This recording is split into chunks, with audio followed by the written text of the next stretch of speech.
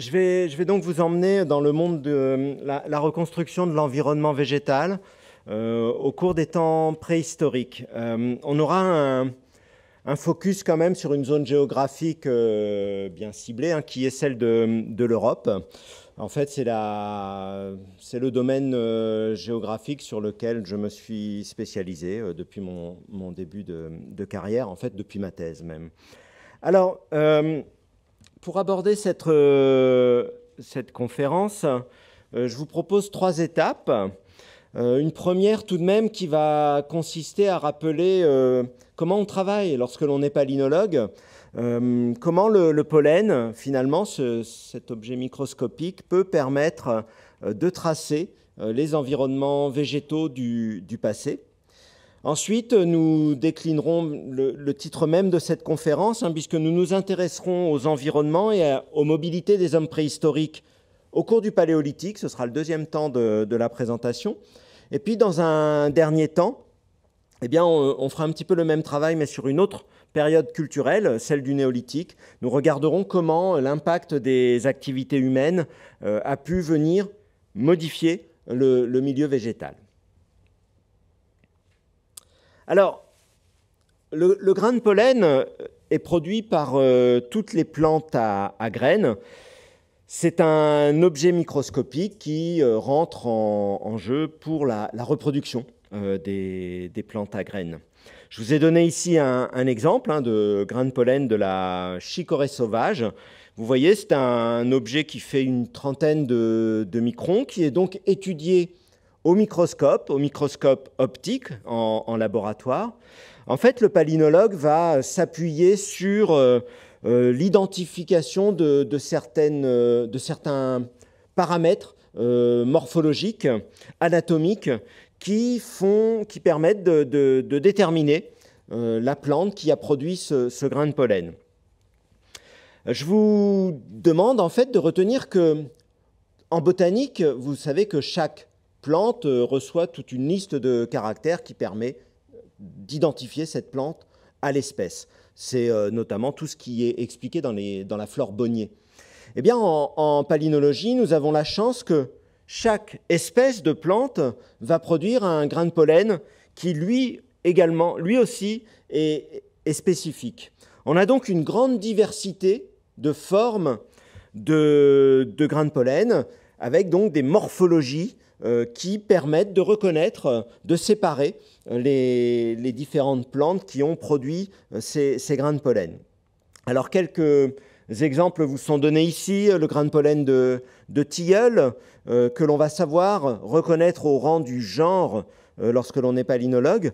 En fait, tous les arbres sont identifiés au rang du genre. Vous voyez ici un grain de pollen d'érable, de chêne. Par contre, les herbacées sont souvent identifiés uniquement au rang de la famille. Alors, je vous ai donné ici des exemples de grains de pollen sortis des collections de référence. Vous voyez un grain de pollen de lavande, par exemple, de centaurée, de chardon, de bruyère également. Pour nous, là, palynologues, nous avons comme un frein, un verrou, si vous voulez, méthodologique, qui fait que ces grains de pollen, lorsque l'on les observe, nous, au microscope, sans savoir de quelle plante ils proviennent, eh bien, on va s'arrêter, on va être plus prudent dans notre détermination. La lavande va seulement être identifiée au niveau de l'Amiacées, la lavande étant une plante de la famille des Lamiacées. La bruyère va être identifiée en tant que plante que grain de pollen de la famille des Ericacées. Mais même si on a ce verrou, en quelque sorte, lié aux observations que l'on peut faire en microscopie optique, nous pouvons donc identifier tous les grains de pollen au rang du genre pour les arbres et au rang de la famille pour les herbacées. Il y a quelques exceptions, quelques plantes herbacées que l'on sait aussi identifier plus précisément au rang du genre.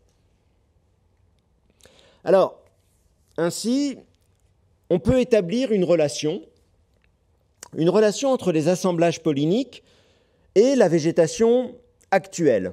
Cette étape, elle est indispensable pour le palynologue. On parle de calibration de notre signal pollinique pour s'assurer que dans un écosystème actuel, eh bien, on est capable vu par la palynologie, d'avoir une idée précise des plantes qui constituent le milieu que l'on étudie. Vous avez donc une signature pollinique, j'aime bien cette expression, elle parle bien, je crois, qui va être différente selon que vous étudiez une forêt d'arbres feuillus, avec donc des grains de pollen qui renvoient à ces arbres feuillus, et puis une steppe agraminée, un milieu très très ouvert, dominé par les herbacées, où là vous avez une autre signature pollinique, puisque les plantes qui composent ce milieu ouvert eh bien, ne sont pas les mêmes que celles qui composent la forêt. Ainsi, d'un point de vue actuel, la palynologie permet de séparer, de distinguer des environnements végétaux qui, bien sûr, lorsque l'on parle au niveau de l'actuel, ces environnements ne se trouvent pas au même endroit, évidemment. La forêt que je vous donne ici en exemple, c'est une chênaie charmée, typique des chênaies charmées que vous trouvez en région parisienne, hein, la forêt de Rambouillet, c'est une chênaie charmée, par exemple. Et puis, sur la partie droite de la diapositive, je vous ai donné un exemple de steppe, de milieu steppique, en l'occurrence une steppe chaude. C'est une photo que j'ai prise en Tunisie centrale. Donc, on retient que cette calibration pollinique, pour l'actuel, elle est capable de vous distinguer des environnements très très différents, des milieux végétaux très très différents, mais qui ne se trouvent pas au même endroit. Alors, cette diapositive, elle permet de faire le lien entre justement cette calibration du signal pollinique pour étudier des milieux actuels, et puis la bascule dans le passé. Et c'est ça qui va nous intéresser, nous, aujourd'hui. En fait, nous avons la chance que les grains de pollen se conservent très très bien dans les sols une fois quand ils ont été émis par les plantes. S'ils ne participent pas à la reproduction de la plante, les grains de pollen vont finir par se déposer sur les sols, être enfouis dans les sédiments et s'y conserver. Ça tient à la composition chimique très très particulière de la membrane des pollens, qui est faite de sporopollénine. C'est un biopolymère qui est extrêmement résistant, dont la composition est assez proche de la chitine, vous savez, qui fait la carapace des insectes. Alors, la méthode, elle est résumée ici sur comment travaille le palynologue lorsqu'il veut reconstituer les environnements, non pas actuels, mais du passé. Sachant que le pollen se conserve dans les sédiments, eh bien, le premier travail à faire est de collecter des sédiments. Alors ici, sur cette illustration, je vous ai mis une campagne de carottage. On va aller prélever au fond d'un lac une carotte de sédiments qui, en fait, reflète toute l'accumulation de sédiments et de pollen au cours du temps dans l'histoire de ce lac. Le carottage est rapporté... On n'a pas de pointeur, hein, je crois. Mais je vais m'approcher. Vous m'entendez tout de même? Voilà. Alors je m'écarte un peu du micro, juste le temps de décrire un peu cette diapositive. Le carottage, ici, va être rapporté au laboratoire pour être sous-échantillonné. On va faire autant d'échantillons que l'on souhaite avoir de lames microscopiques à étudier tout au long de ce carottage.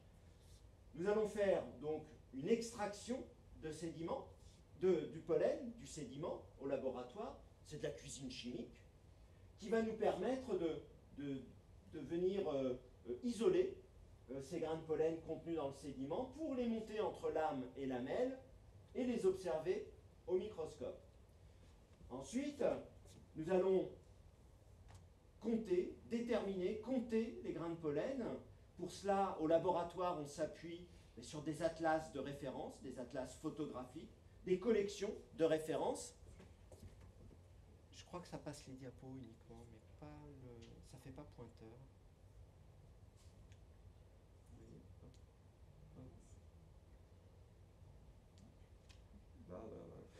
Il n'y a pas une pointeur ou alors sur le... Je vais continuer comme ça, je pense. Après, je reviens au micro, hein, c'est juste pour cette diapo.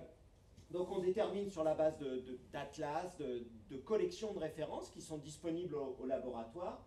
Et le palynologue va, une fois qu'il a réalisé tous les comptages des différents échantillons de son carottage, il va construire un diagramme palynologique. Ce diagramme reflète l'histoire de la végétation au cours du temps. Il se lit dans deux dimensions. Il y a une lecture tout d'abord qui est horizontale pour un échantillon, et vous voyez chaque petit point ici représente un échantillon étudié. Pour un échantillon, vous allez pouvoir lire la composition de la végétation, avec les plantes, les différentes plantes représentées et les pourcentages associés qui reflètent leur présence dans l'environnement. Les noms des taxons que l'on a déterminés lors de nos lectures au microscope sont indiqués en latin. Nous sommes dans des mêmes nomenclatures que la botanique, mais on retrouve ici le bouleau, le noisetier, l'orme ici. Et donc on a, retenez bien, cette lecture horizontale à un instant T du passé qui nous décrit la composition de la végétation. Et ce qui est intéressant, c'est qu'en plus nous avons une lecture verticale qui va permettre de suivre l'histoire de chaque taxon au cours du temps. Et donc, ce diagramme polynique, c'est en fait l'outil sur lequel le palynologue va travailler pour décrire les environnements, faire des hypothèses quant au climat, permettant l'installation de ce type d'environnement végétal, et ensuite, lorsque l'on s'intéresse à l'environnement de l'homme préhistorique, mettre en relation les données issues de la préhistoire, de l'archéologie, avec les données de l'environnement. Alors, on a donc... Pardon, je suis remonté dans le mauvais sens. Voilà. Une même calibration qui peut s'établir. On retrouve la même diapositive que tout à l'heure, mais qui sert à vous montrer que la calibration pollen-végétation peut être également établie dans le passé, parce que le grain de pollen se conserve dans le sédiment, et donc on retrouve nos signatures polliniques de deux environnements très contrastés, la forêt, la steppe, mais qui cette fois-ci, lorsque l'on travaille dans le passé, peuvent être enregistrées au même endroit, là où l'on fait notre étude, mais pas au même moment. Au cours du temps, la végétation a évolué en fonction des variations du climat, et lorsque votre carottage traverse une longue période de temps, vous pouvez suivre l'histoire de la végétation et les changements qui vont entre une forêt, lorsque le climat est chaud, humide, ou une steppe, lorsque il devient beaucoup plus aride. Et c'est cette bascule permanente que l'on enregistre au cours du Quaternaire, cette période géologique pendant laquelle se déroule l'histoire de l'homme, que le palynologue, lui, est capable de suivre à travers ses études.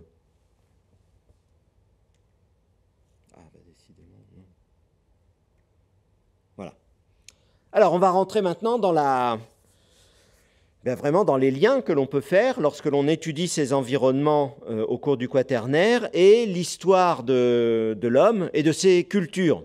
On commence donc avec cette période du Paléolithique, la plus longue.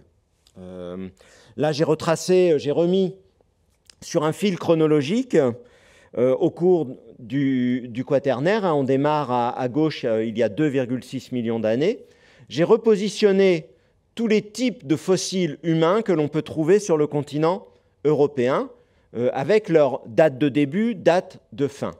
Et puis j'ai mis en regard avec les différentes cultures, ces cultures du Paléolithique que l'on transcrit en mode, du mode 1 au mode 5, le plus évolué, et qui renvoient en fait, mode 1 à l'Oldoïen, donc des cultures très archaïques du Paléolithique inférieur, le mode 2 à l'Acheléen, on est toujours dans le Paléolithique inférieur, le mode 3, c'est l'émergence avec le débitage levallois des cultures du Paléolithique moyen. Et puis le mode 4 et 5, les cultures les plus récentes, renvoient, décrivent toutes les cultures du Paléolithique supérieur et du Néolithique. Alors, au cours du Paléolithique, l'homme est un chasseur-cueilleur nomade. C'est même un charognard pour les périodes les plus anciennes avant d'être un chasseur réellement. La démographie, la population humaine est encore très limitée et d'une manière générale, à ce jour en tout cas, aucune modification du milieu végétal n'a pu être observée en lien avec la présence de l'homme et donc de ses activités de chasseur ou de charognard. Par contre, beaucoup de travail peut être engagé pour essayer de comprendre comment s'est opérée la conquête du continent européen par ces hommes préhistoriques du Paléolithique et les mobilités à travers ce vaste territoire continental. Alors, ce que je vous propose, c'est de remonter avec une illustration, un exemple à chaque fois, chacune de ces grandes périodes culturelles du Paléolithique, donc du mode 1, mode 2 et mode 3, en examinant un petit peu les données qui ont pu être acquises, et je m'appuie pour chaque exemple de données qui ont été acquises dans mon laboratoire, donc dans cette unité du CNRS, Histoire naturelle de l'homme préhistorique. Alors, on débute donc par les périodes les plus anciennes, celles du mode 1, qui s'étendent chronologiquement entre 1,8 million d'années et environ 700 000 ans. Alors voici les sites paléolithiques connus sur le continent européen pour cette tranche chronologique. Alors, je l'ai resserré un petit peu parce que les datations sur ces sites débutent bien avec un site le plus ancien à 1 800 000 ans, mais il y a uniquement un site à 900 000 ans parmi les plus récents de ces cultures du mode 1. Ce que vous pouvez voir, c'est que les sites sont peu nombreux et qu'ils sont plutôt localisés sur le pourtour sud du continent européen. Donc sur un milieu méditerranéen au sens large, élargi si vous voulez. Ça, c'est important.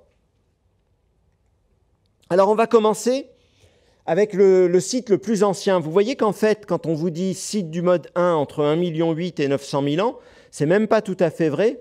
Il y a un site qui est daté de 1,8 million d'années. C'est le site de Dmanisi en Géorgie. Mais ensuite, tous les autres sites présents sur cette carte sont dans une fourchette chronologique un peu plus réduite, entre 1,4 million et 900 000 ans. Alors, on va s'intéresser au site de Dmanisi parce que c'est un site exceptionnel. Exceptionnel parce que c'est sur ce site qu'ont été trouvés les fossiles humains les plus anciens hors d'Afrique, avec Homo georgicus, daté de 1,78 million d'années. Alors, pourquoi il est en plus intéressant pour nous, palynologues, et pour les préhistoriens? C'est que ça pose la question de savoir comment s'est opérée la première sortie d'Afrique des hominines, de ces tout premiers hominines. En fait, vers 1,8 million d'années, il y a plusieurs voies migratoires qui sont possibles pour entrer sur le continent européen. Alors, je les ai figurées ici, sur cette carte. Vous voyez qu'il y a une voie orientale, le long du corridor levantin, qui nous amène justement entre mer Noire et mer Caspienne jusqu'au gisement de Dmanisi. Mais on peut également envisager une voie nord-africaine avec un passage au niveau soit du détroit de Gibraltar ou alors au niveau du détroit siculo-tunisien qui, vers 1,8 million d'années, pourrait aussi avoir été opérationnel. Toutefois, à ce jour, c'est plutôt la voie orientale qui est privilégiée. Pourquoi? Parce qu'on a un site, Dmanisi, qui se trouve bien documenté, bien daté sur le continent européen, alors que pour la voie plus occidentale, on n'a pas de site aussi ancien en péninsule italienne et ibérique. Il y a un site en Algérie, daté de 1,8 million d'années, selon les auteurs, mais qui fait tout de même encore aujourd'hui beaucoup débat.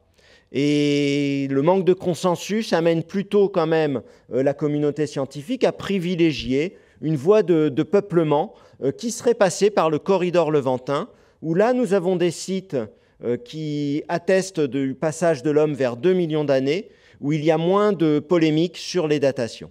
Donc une voie privilégiée, la voie orientale. Et alors, les questions que l'on peut se poser, ben, il y en a deux, et qu'il faudrait essayer de pouvoir trancher, c'est est-ce que l'homme qui quitte l'Afrique pour venir à la conquête d'un nouveau continent, est-ce que le phénomène se produit par dispersion passive avec l'extension d'une même niche écologique depuis l'Afrique jusque vers le continent européen? Ou bien est-ce que cet homme, ce tout premier homme qui quitte l'Afrique, était déjà capable de s'adapter à des nouvelles niches écologiques? En d'autres termes, l'homme qui quitte l'Afrique et des paysages de savane, est-ce qu'il rencontre, lorsqu'il arrive sur le continent européen au niveau de Dmanisi, des environnements de même type, de type prairie, ou des environnements différents de type forêt-steppe? Alors juste cette diapositive pour vous rappeler quand même combien ce site est exceptionnel, parce que ce n'est même pas un seul fossile humain qui a été trouvé, c'est vraiment des dizaines. Et vraiment, les fouilles ont toujours lieu actuellement, et continuent de livrer énormément de fossiles. Alors au laboratoire, il y avait eu une thèse de fait par un doctorant qui avait étudié justement les environnements sur le site de Dmanisi. Alors pas par la seule approche palynologique, il avait couplé ces analyses avec d'autres marqueurs de l'environnement végétal, les phytolithes. Alors je ne vais pas rentrer dans ce que sont les phytolithes, ce sont des petites particules de silice qui permettent le maintien des plantes et qui se conservent donc aussi très bien dans le sédiment. Et puis des analyses carpologiques, donc de graines qui étaient préservées dans les sédiments.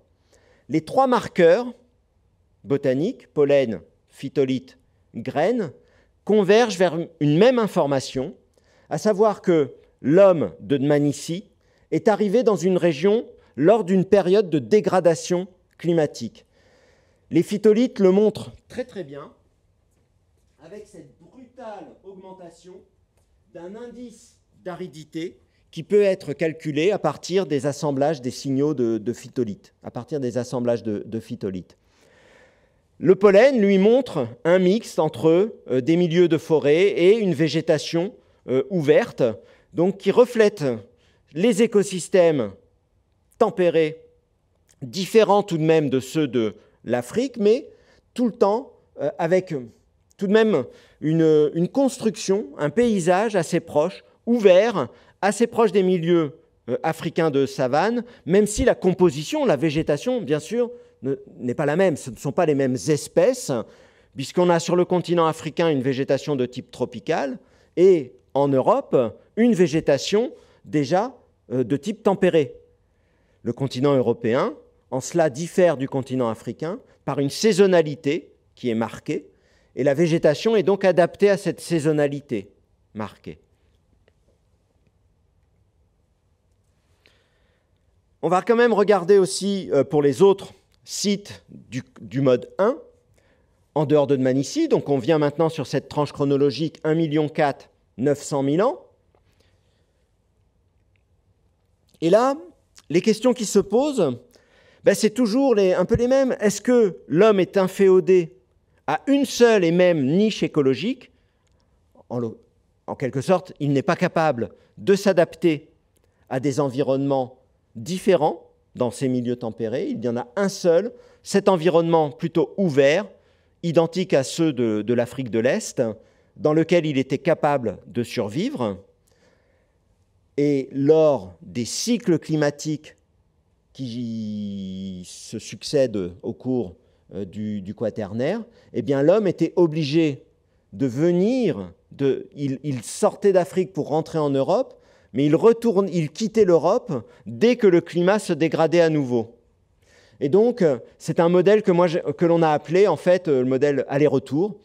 À la faveur de chaque cycle climatique, il y avait une navette qui se faisait entre la partie orientale et occidentale de l'Europe.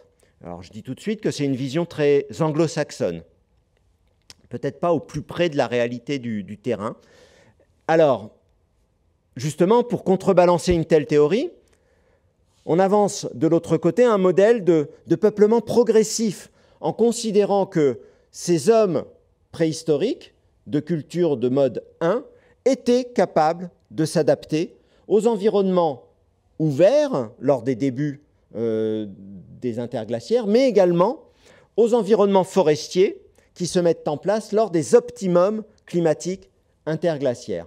Et pour démontrer que ce modèle est plutôt à retenir par rapport à celui des allers-retours, eh bien, je vais vous montrer quelques résultats obtenus sur le site le plus au nord, celui de Pont-de-Lavaux, dans la région centre. Voilà, donc Pont-de-Lavaux, le site est daté de 1,1 million d'années. Et à Pont-de-Lavaux, il y a eu une étude de fait en palynologie, ainsi qu'en analyse des phytolithes. Et l'analyse des niveaux d'occupation humaine de Pont-de-Lavaux montrait, par la palynologie, que l'homme occupait Pont-de-Lavaux à la faveur d'une période interglaciaire sous un environnement forestier. Donc, la première théorie, le modèle un peu anglo-saxon, si vous voulez, est un peu battu en brèche, puisque l'on démontre qu'il y a 1,1 million d'années, l'homme est capable de rester sur le continent européen, quels que soient les types d'environnement, optimum interglaciaire ou période de transition entre glaciaire et interglaciaire. Donc, plutôt, si je reviens en arrière, plutôt le modèle présenté à droite sur la diapositive. Alors, une première synthèse par rapport à ces occupations du mode 1. Il y a 1,8 million d'années, on a donc des hominines qui se sont adaptés aux écosystèmes tempérés du continent européen, mais qui sont toujours inféodés à des milieux ouverts associés à des grands herbivores. On a donc des plantes, on a donc de la faune présente à Dmanisi qui décrit ces milieux ouverts. Ce ne sont pas les mêmes taxons de plantes ou d'animaux qu'en Afrique, que dans les milieux africains, mais le paysage est finalement assez proche, dominé par des grands herbivores, avec des paysages plutôt ouverts. Donc des comportements de subsistance qui sont identiques entre ces hommes qui sortent d'Afrique et ces premiers qui s'installent sur le continent européen il y a 1,8 million d'années. Ensuite, dans un deuxième temps, mais enfin, il y a un gap chronologique quand même conséquent, mais à partir de 1,4 million d'années, on voit que l'occupation du continent européen peut être qualifiée de phénomène de dispersion durable. En fait, il y a d'autres vagues, bien sûr, de sortie de l'homme d'Afrique, mais l'homme est aussi capable de rester durablement sur le continent européen. Il montre donc une forte capacité à s'adapter aux écosystèmes tempérés, que l'on soit en glaciaire ou en interglaciaire. Et ça, c'est vraiment extrêmement important d'un point de vue durabilité des peuplements.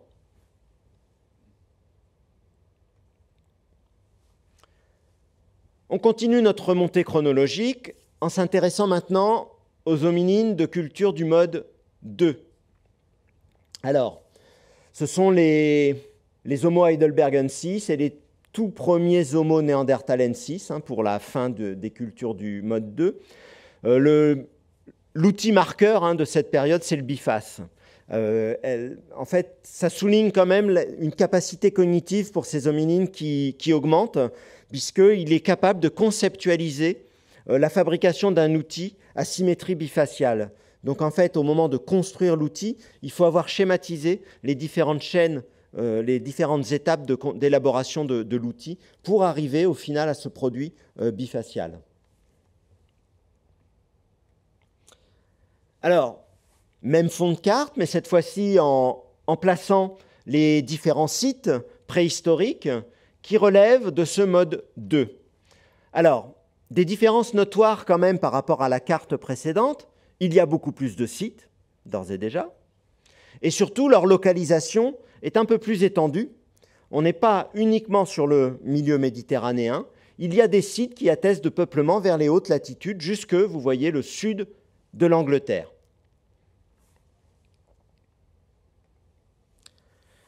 Alors, quelle question on peut se poser, là, cette fois-ci? On est dans des cycles climatiques qui durent environ 100 000 ans. L'homme, manifestement, semble capable d'avoir des mobilités nord-sud, mais que se passe-t-il lors des phases glaciaires? Lorsque l'on travaille en palynologie, en paléoécologie, on s'interroge aussi beaucoup sur la notion de zone refuge pour la végétation, parce que les cycles climatiques connaissent des périodes glaciaires de plus en plus intenses et longues qui vont marquer durablement la végétation. Et donc, il faut qu'il y ait des zones de végétation refuge pour pouvoir avoir une reconquête lors de chaque interglaciaire. Alors, pour travailler sur ces sujets-là, en fait, on s'est intéressé, il y a eu une thèse lancée au laboratoire dans les années 2010 qui s'est intéressée à l'Italie centrale. Pourquoi? Parce qu'en Italie centrale, on trouve beaucoup de gisements acheléens, donc il y a des occupations nombreuses de ces hommes de culture de mode 2, mais également nous avons la chance d'avoir de nombreuses séquences sédimentaires, lacustres, qui se trouvent dans les bassins intramontagneux des Apennins et qui vont permettre de nous fournir des informations sur l'environnement végétal en entreprenant donc des analyses palynologiques. Alors une des séquences qui a été étudiée, c'est celle du bassin de Boiano. Et sur ce diagramme polynique de Boiano, il a été possible de décrire deux environnements interglaciaires. Sur le diagramme, ce sont les parties surlignées en vert, et un environnement de type glaciaire surligné plutôt en orange. Ce qui est extrêmement intéressant, c'est de voir, vous voyez le rectangle là qui englobe des herbacées qui ont plutôt des affinités pour les milieux humides. Vous pouvez voir que l'on soit en interglaciaire ou en glaciaire, ces plantes sont persistantes. Il y a donc une humidité persistante, que l'on soit en glaciaire ou en interglaciaire. Cependant, si vous regardez côté arbre, c'est plutôt la partie ici à gauche sur le diagramme, pendant le glaciaire, les arbres tout de même régressent, le chêne par exemple notamment. Le sapin aussi a bien régressé là, pendant cette période glaciaire. Donc, il y a un climat assez particulier, puisque nous sommes lors des glaciaires avec une humidité persistante, mais qui n'est pas une humidité climatique, c'est une humidité que l'on qualifie d'édaphique, qui est une humidité au niveau des sols. Les lacs présents dans ces bassins intramontagneux des Apennins persistaient lors des phases interglaciaires.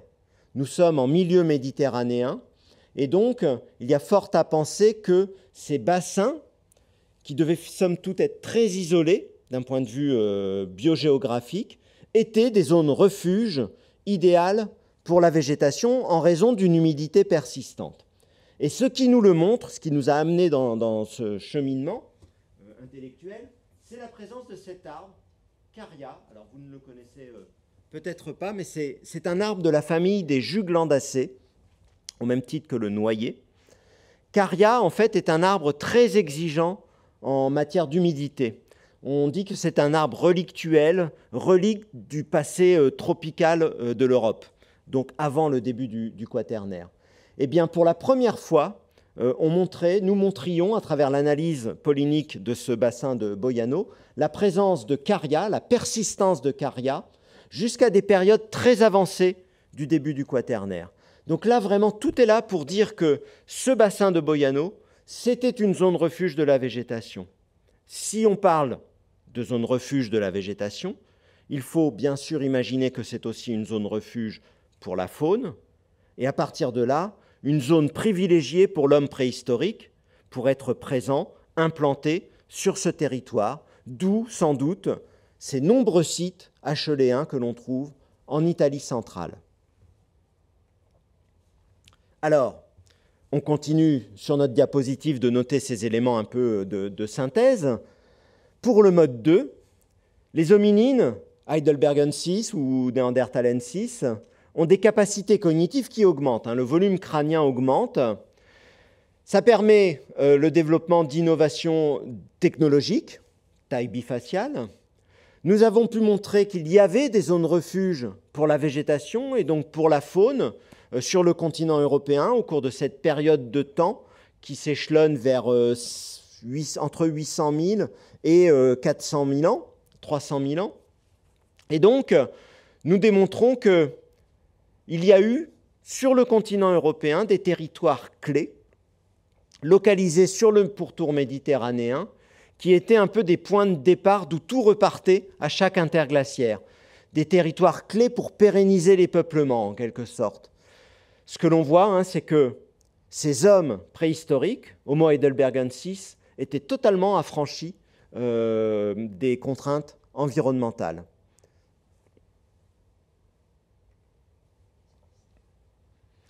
Toujours au Paléolithique, cette fois-ci, le mode 3. Donc le mode 3, c'est vraiment celui de l'homme de Néandertal. Émergence du débitage levallois, culture moustérienne, le grand classique, on va dire, du Paléolithique moyen.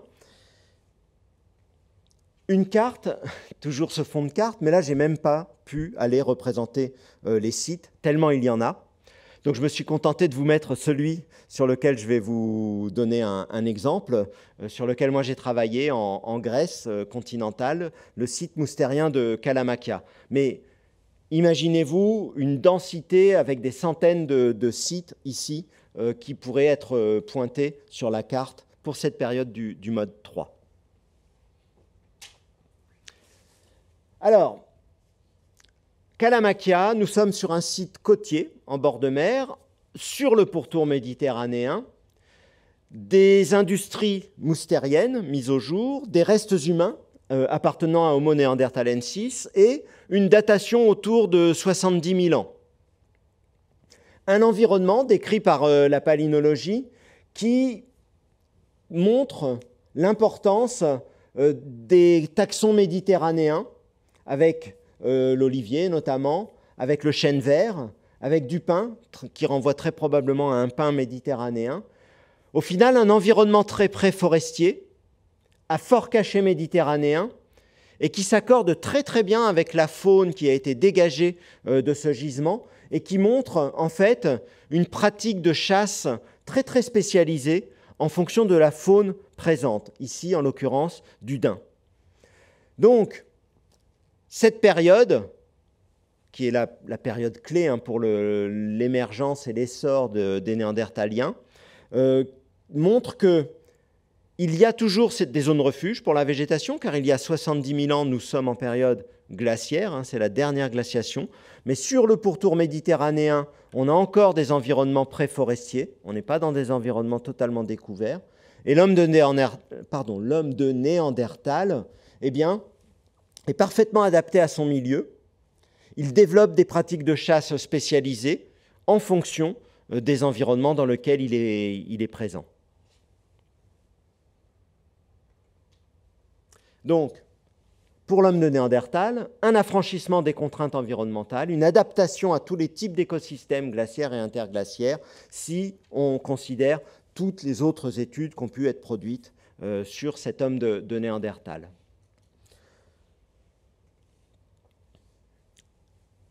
Un dernier point pour cette conférence aujourd'hui.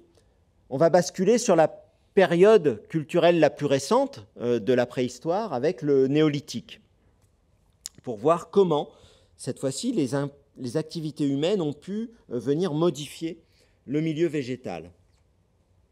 Alors, on est donc sur la partie la plus à gauche de notre fil chronologique. En fait, la diapositive est même est pas très correcte, puisque là, on englobe les cultures du mode 4 et 5.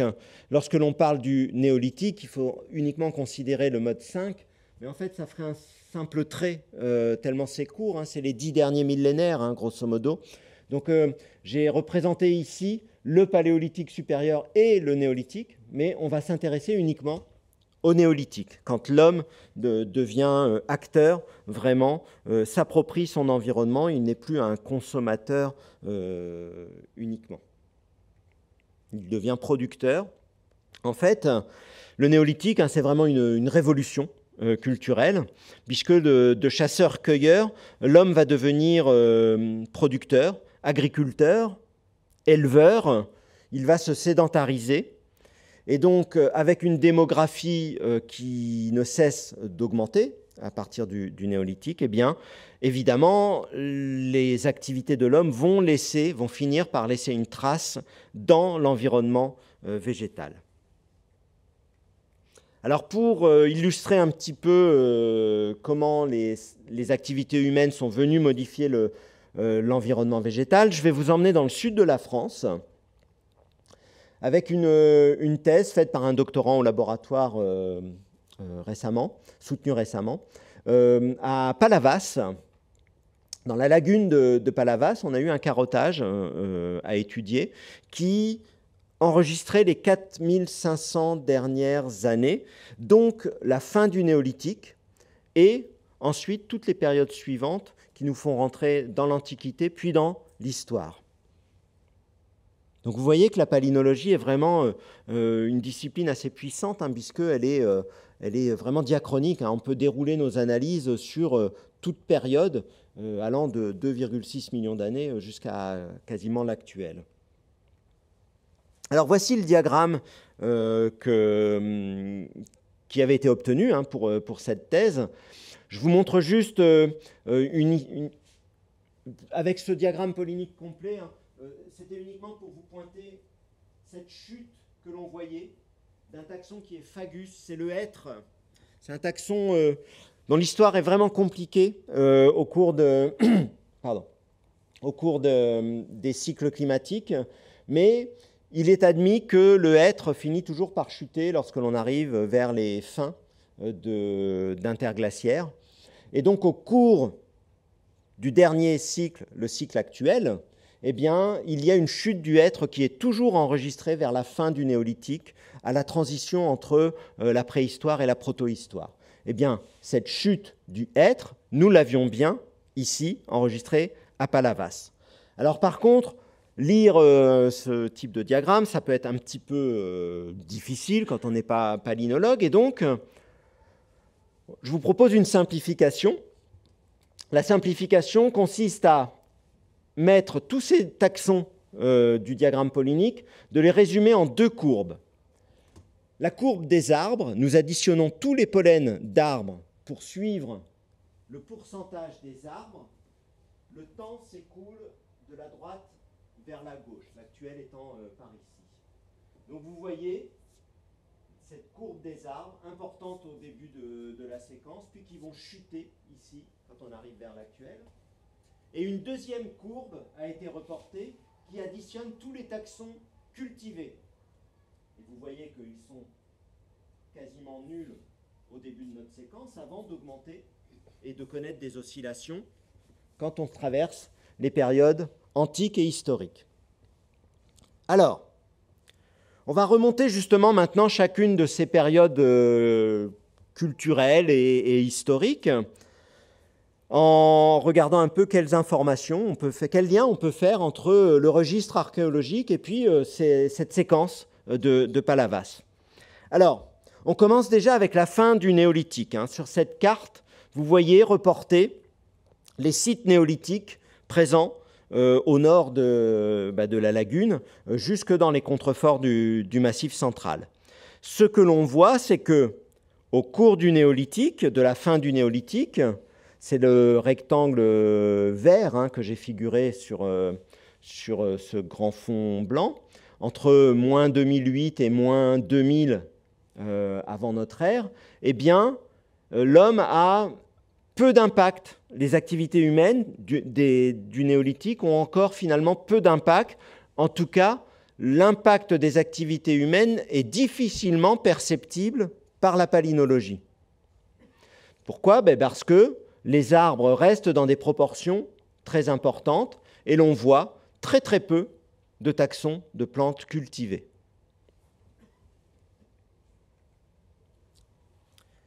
Si l'on continue de remonter le temps, nous allons traverser les périodes des âges des métaux, avec l'âge du bronze, l'âge du fer.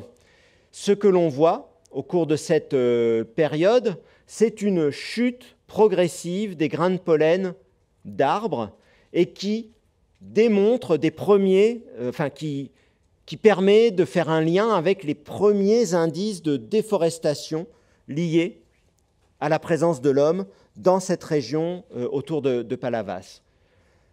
L'homme, pour faire face à ses besoins, doit déboiser pour dégager des nouvelles surfaces agricoles ou des surfaces sur lesquelles pourront paître les troupeaux. Donc, nous voyons bien cette chute des arbres que les conditions climatiques ne permettent pas d'expliquer, parce que nous sommes avec un climat qui est le climat assez proche de l'actuel. Donc, sous un climat actuel, si on enlève toute activité humaine, il y a des arbres. S'il y a si peu d'arbres, c'est bien parce qu'il y a eu des activités humaines et que l'on empêche leur développement. Donc si l'on voit chuter les arbres sous un climat proche de l'actuel, c'est bien le fait d'une action de l'homme et non pas un phénomène naturel. Par contre, vous voyez qu'il y a toujours très très peu de proportions de taxons cultivés.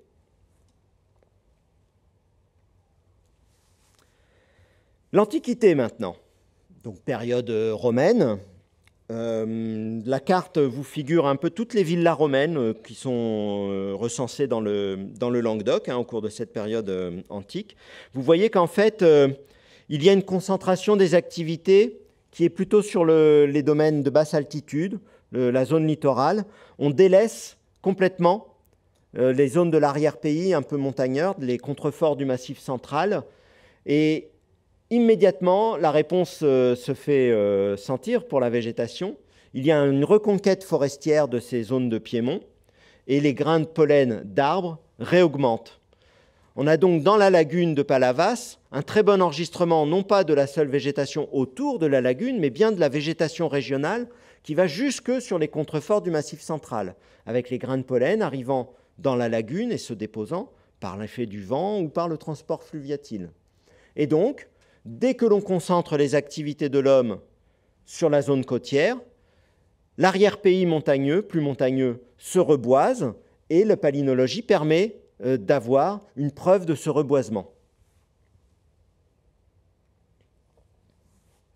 La transition maintenant entre la fin de l'Antiquité, le début du Moyen-Âge, donc c'est la chute de l'Empire romain et les premiers siècles qui ont suivi.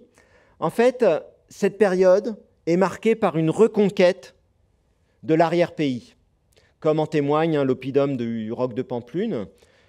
Et ce que l'on observe alors à nouveau, c'est une phase de déforestation majeure dès le début du Moyen-Âge. Alors effectivement, vous voyez, il y a une chute des arbres qui est très très forte lors de cette transition entre fin de l'Antiquité et début donc, du Moyen-Âge, donc ce qui est le haut Moyen-Âge. Alors, un phénomène étonnant, vous voyez cette remontée là dans ce rectangle rouge, cette remontée des arbres qui a été assez compliquée à expliquer lorsque l'on a été face aux données brutes. En fait, il a vraiment fallu s'interroger. Nous sommes au 7e et au 8e siècle, et donc l'on voit une reprise des arbres.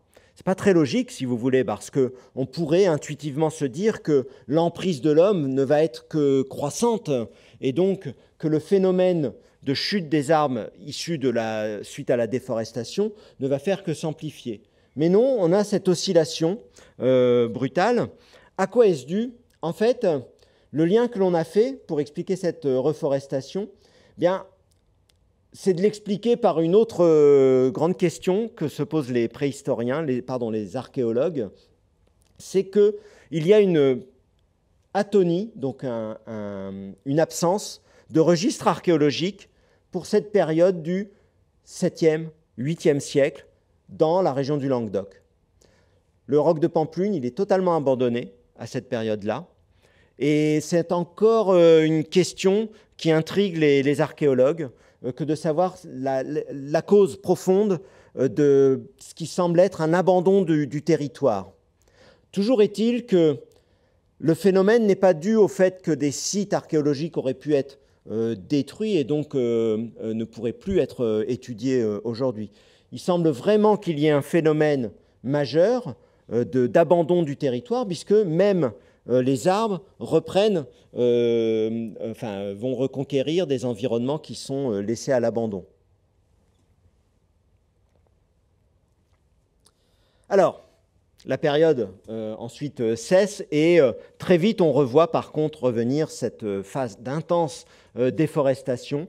Nous sommes au bas Moyen-Âge et c'est ici qu'on a l'impact maximum des activités humaines dans notre paysage.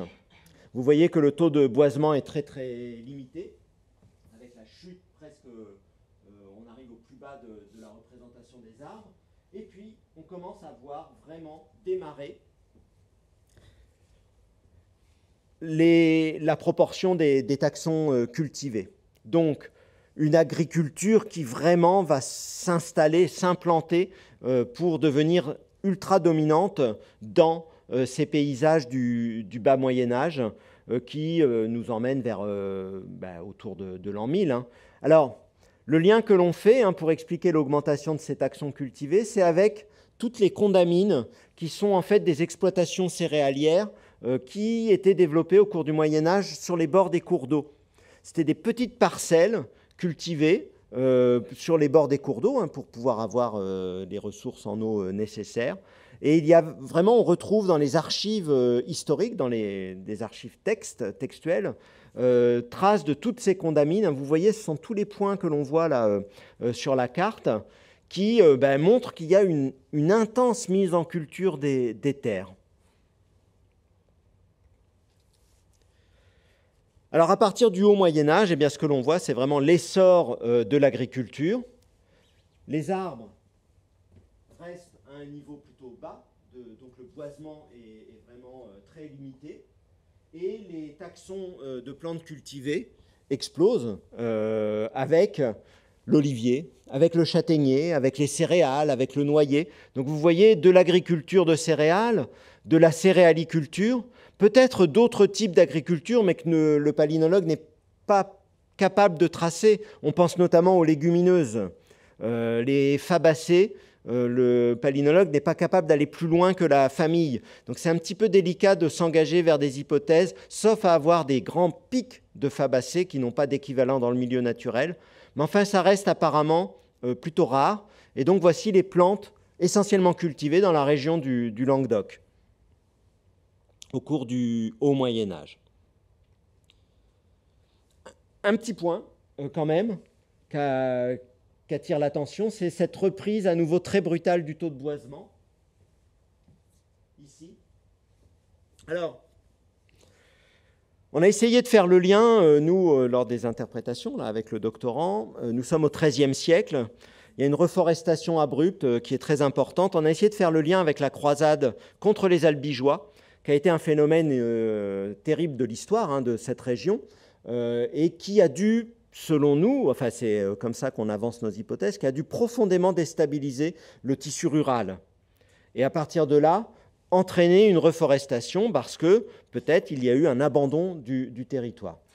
Alors, on a eu l'occasion de discuter un peu cette hypothèse avec des historiens, et on s'est fait... Bon, pas houspiller, c'est resté quand même dans des termes très corrects, mais on nous a fait comprendre que c'était peut-être un lien un peu trop facile de cause à effet entre une courbe polynique et un événement historique, que quand même la crise des Albigeois, enfin la croisade contre les Albigeois, certes avait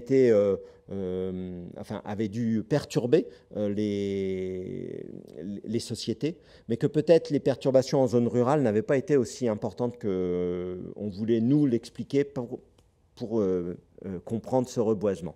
Donc voilà, ça vous montre aussi qu'il faut être très prudent, ne jamais faire de déterminisme dans nos interprétations, de déterminisme climatique ou de déterminisme historique. C'est-à-dire qu'il faut vraiment avancer pas à pas et croiser les données du registre naturel avec celles du registre archéologique pour essayer de comprendre. Et puis parfois, il y a peut-être des choses qu'on a encore, on n'a pas encore toutes les clés pour expliquer correctement ce qui se passe dans nos archives sédimentaires. Un dernier point, c'est vraiment, c'était intéressant parce que la courbe, le carottage avait a permis aussi de regarder ce qui se passait au cours du XXe siècle. Et donc, en fait, dans ce siècle au cours duquel a eu lieu la déprise agricole très forte, sous l'effet de la mécanisation, on a préféré cultiver les zones de plaine, parce que les tracteurs peuvent le faire, alors que les contreforts restent toujours inaccessibles à la mécanisation. Et à partir de là, il y a eu à nouveau comme un abandon des contreforts du Massif central. C'est ce qui explique là cette brutale reprise du boisement. Mais également, on voit bien la déprise agricole, surtout sur la fin, avec la chute à nouveau de ces taxons cultivés. En fait, la France, l'Europe de l'Ouest, elle s'est structurée économiquement au cours du XXe siècle. Il y a eu des zones vraiment agricoles qui se sont développées dans les grandes plaines. Or, cette plaine du Languedoc ne reste pas tout de même une de ces vastes plaines comme peut l'être tout le bassin parisien, par exemple, avec la Beauce ou toutes ces plaines du bassin parisien. Et donc, on a vraiment là un bon reflet de comment la palynologie arrive à voir cette histoire du XXe siècle du sud de la France. Si on fait un zoom, quand on regarde un peu les arbres qui se sont installés, eh bien, ce sont les chênes caducifoliés, donc qui se développent sur les contreforts du Massif central, et vous voyez les chênes sclérophiles, le chêne vert, le pin, très probablement aussi le pin d'Alep. En fait, les paysages méditerranéens que nous connaissons aujourd'hui, ces paysages de garrigues, sont un héritage assez récent. Ce ne sont pas des paysages qui avaient une existence dans les périodes anciennes. Tout ça pour vous amener, alors c'est un peu peut-être la conclusion qu'on pourrait avoir, je crois. Oui, voilà, avec cette carte. Actuellement, je pense que vous entendez tous, bien sûr, parler dans les médias du réchauffement climatique, des effets dévastateurs que va avoir sur les écosystèmes et sur l'homme une augmentation des températures à plus 1,5 degré, peut-être plus 2 degrés. Ça fait l'objet de larges débats, ça fait l'objet de nombreuses études scientifiques qui montrent que vraiment on va vers quelque chose de cataclysmique à moyen terme, puisque c'est à l'échelle de la fin du XXIe siècle qu'on annonce vraiment des phénomènes cataclysmiques. Eh bien, le paradoxe de tout cela, c'est que ce que l'on souhaiterait actuellement, c'est réussir à limiter l'impact de nos activités humaines pour préserver des environnements, mais des environnements qui sont de toute façon, qui ne sont pas des environnements naturels en tant que tels. En fait, on en arrive même dans certaines zones de montagne, de moyenne montagne, dans les Pyrénées, sur les contreforts aussi du Massif central, à essayer de patrimonialiser des paysages qui sont des paysages anthropiques, qui ont été construits par l'homme déjà. Voilà un peu parfois un peu le paradoxe sur lequel je voulais finir, et qui, bien sûr, par contre, n'enlève rien à la gravité du phénomène en cours et à l'absolue nécessité de trouver comment changer de système pour limiter au maximum, l'impact de nos activités. Voilà, je vous remercie pour votre attention.